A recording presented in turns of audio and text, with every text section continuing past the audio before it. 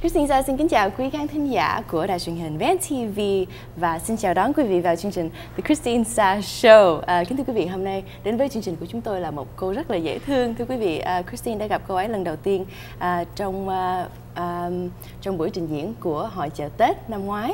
Thưa quý vị, đây là cô ca nhạc sĩ Vi Lê. Welcome Vi to the show. I was just saying that I met you last year at the Tết Festival.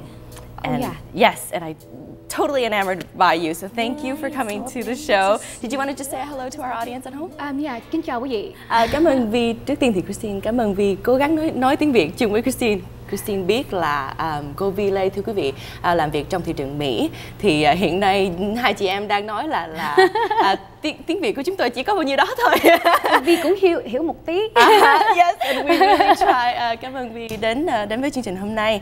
Thank you for I know that you've come with your music equipment, and we're just going to reveal a little bit that we had all these problems this morning. Ladies and gentlemen, it's 8 o'clock in the morning. We are shooting very early, and Vi came in all discombobulated was the word.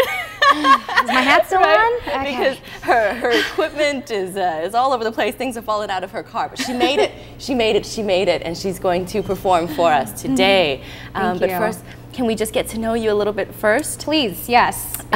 You're a singer-songwriter. I understand that you are a songwriter for EMI? Yes, EMI Publishing.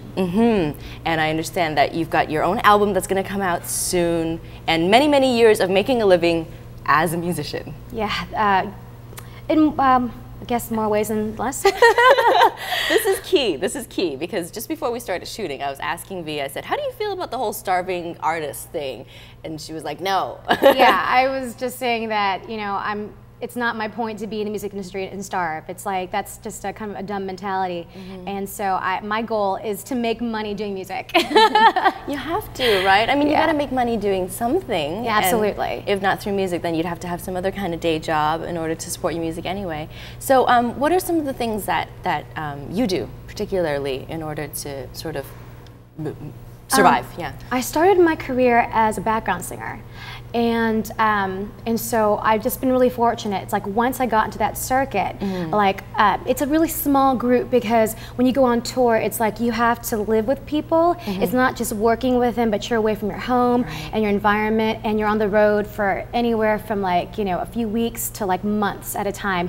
And sometimes you're stuck on a little tiny tour bus, and it's like, you know, you really have to have like an awesome disposition as a person and be able to get along with your, you know, your colleagues, the band. And so, but I've been blessed to be able to find work as a background singer, and so, you know, that's been really good. And the other things I do around town, I do vocal sessions for commercials, and I demo songs for artists and things like that too. And I also play keyboards in like different show bands in LA. Cool. So that's other, you know, other ways of making money. But the big, the golden egg, I would say, is songwriting. Like, you know, you definitely, if you can get that hit, like either for yourself or for other artists, that's how you make your big money. So, so let's rewind a little bit. How does a Vietnamese girl like yourself get to background sing? Now I remember you sang background for the name I remember is Christina Aguilera. Right. That's the only name, because it's really hard to miss that one. Of you know, it's like Christina Aguilera. You know. So how does that happen? Well, it's really cute. It's a Hollywood story, actually. When I first decided that I wanted to pursue music, I didn't know how I was going to do it. All I knew is that I needed to be on stage. I just needed to sing, I needed to be seen. So I remember I had this crazy period of time where I was working a day job, was temping, and then I'd come home and I'd literally have like a half an hour to scarf down my dinner, and then I'd have to run off to like rehearsal or a show or some kind of recording. And I did this, I don't know, I would say for about 6 months. And I was exhausted. I wasn't sleeping. I was in 5 different musical projects. And then one night I was singing for one of my dear friends, Troy Horn, at the Troubadour. And that was the night that Eric Benet was in the audience. Now, Eric Benet is like an R&B pop star. He's an R&B soul star, and he's an amazing singer. I don't know. So hot. So hot. So okay. ridiculously hot, and he's an amazing singer. And he was in the audience, and he saw me on stage singing with Troy, and he wrote a note in a napkin and gave it to the manager. And so as I was getting off stage, he handed me a napkin, so I was like laughing to myself. I thought, okay, this is a love note from a fan. You know, I was like tickled. Right. And then I take it up to my dressing room, and I open it up, and I'm like, oh my God, it's from Eric Benet, and he wants me to audition for him, and this is his number. You know, he gave me his phone number. I was so excited. So, you know, I called him, and I auditioned, and this is really hilarious because, like you said, I'm Vietnamese. I'm this little Vietnamese girl. Yeah. I walk into a room full of like black women and you know, black girls with big church voices, and I'm like, okay, I'm totally not going to get this. It's not going to happen, but I'm just going to have a good time. And I think that's what set me apart, because like once I got into the room, I just I wasn't scared. I was just having a good time, and I just kind of bonded with everybody. And you know, luckily because of my background in singing jazz a cappella, I nailed every harmony part that I was, you know, expected to sing. Right. And then I got the gig, and then from that tour, you know, you try your best to be like an amazing asset to the band.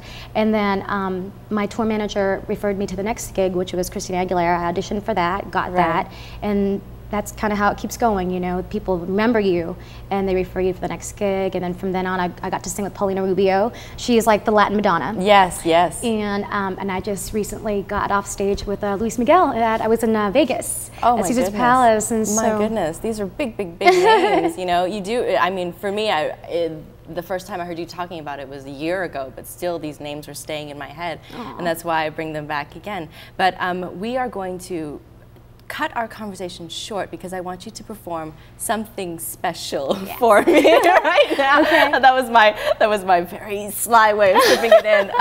Something special. So you've come with your keyboard. You're going to perform this song for us. Quickly, can you just introduce the song? Have you written it? Oh yeah, I wrote it with my keyboard partner, Maureen Baker, and I wrote it also with my production team, Beat Royalty. And it's I would say it's kind of a Beatles influenced tune, and it's a song about stupid boys. Okay, no, but titled something special. You know what? I think we should hear the song in order to know this. Kính thưa quý khán thính giả, sau đây là phần trình diễn của cô Vi Lê với nhạc phẩm Something Special.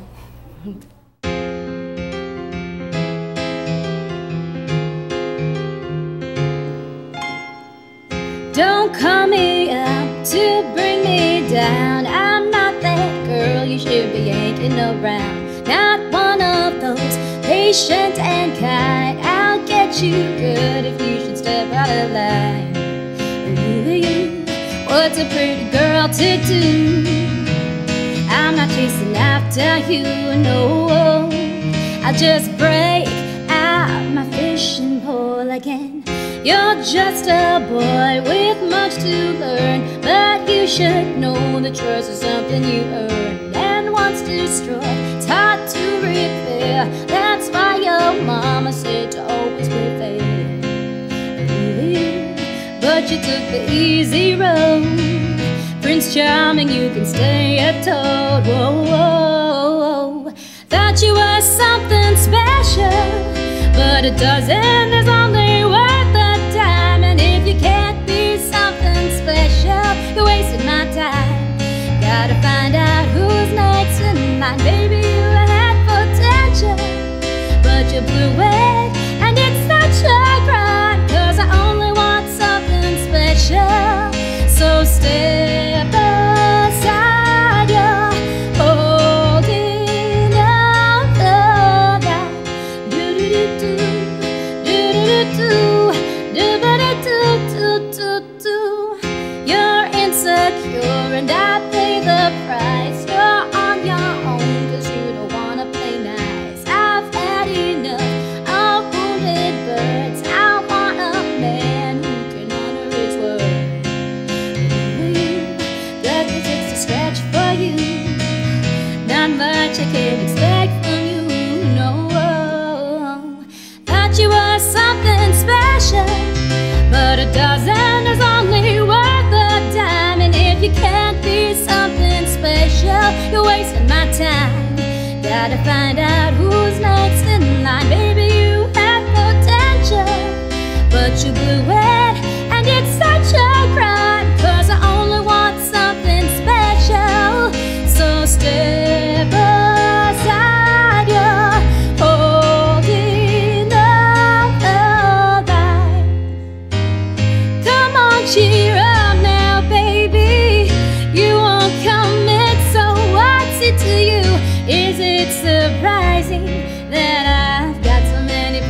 to go, so many things to see, and so many boys to get through.